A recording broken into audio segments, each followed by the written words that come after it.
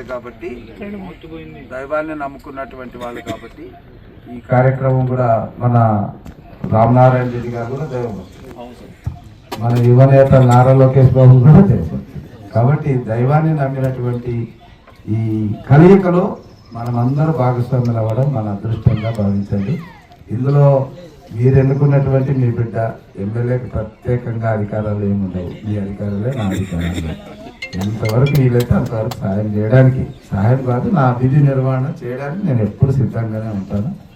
So మరి ముఖ్యంగా ఈ సందర్భం కాకపోయినా మా రామచంద్ర బ్రదర్స్ వాళ్ళు, నేను మా సొంత ఊర్లో అక్కడే ఐఏఎస్ అయ్యాను కాబట్టి ఆ పిల్లలకి ఏదైనా మంచి విద్య లభించాలని ఒక వెనుకబడిన ప్రాంతం, అక్కడ ఒక స్కూల్ అంటే ఆ స్కూల్ని మా పిల్లలందరూ చేస్తామంటే చేశాము. దానికి ఆయన ఫర్నిచర్ ఇచ్చారు. నిజంగా మంచి డబ్బులు ఇచ్చానన్నా కూడా ఒకసారి అది పిల్లలకు ఉపయోగపడాలి అన్న చాలా సంతోషం. మంచి మనసు మీ అందరికీ ఆ భగవంతుని ఆశీస్సులు ఉండాలి. ఆ భగవంతుని మరొకసారి ప్రార్థిస్తాను.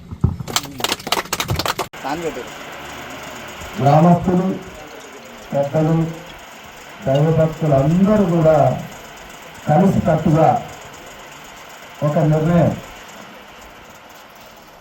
గంగా పార్వతీ సమేత అగస్తేశ్వర ఆలయాన్ని పునర్నిర్మాణం చేయాలనేటువంటి తలం.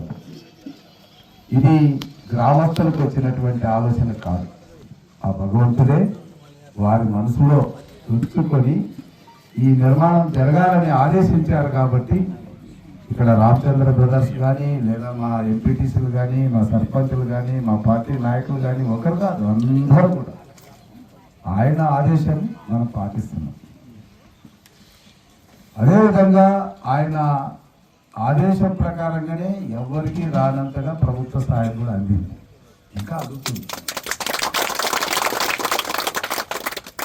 వంగిపురంలో ప్రజలు చాలా మంచివారు.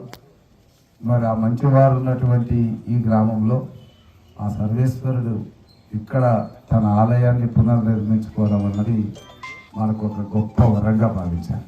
ఈ కార్యక్రమంలో పాల్గొన్న ప్రతి ఒక్కరూ పుణ్య దంపతులే, పుణ్యం చేసుకున్నటువంటి వాళ్ళు. అలాంటి అవకాశాన్ని నాకు కూడా కల్పించారు కాబట్టి నేను కూడా ధన్యుడిగా భావించి మీ అందరికీ శిరస్సు వచ్చి నమస్కరిస్తున్నాను.